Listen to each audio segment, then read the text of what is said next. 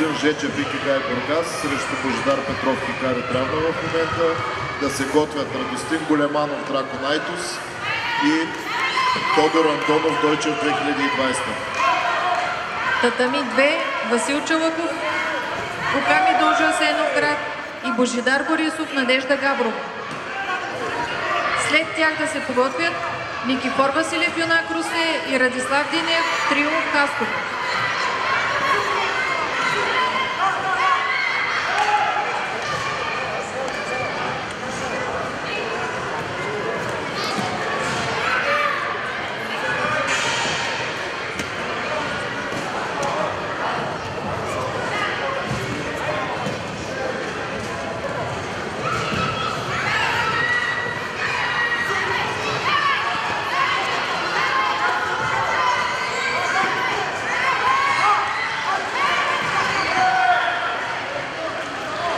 Победител на Татами 3, шампион в категорията Антуан Стоянов, Оками Дожа Асеновград. Гено Иванов взема второ място.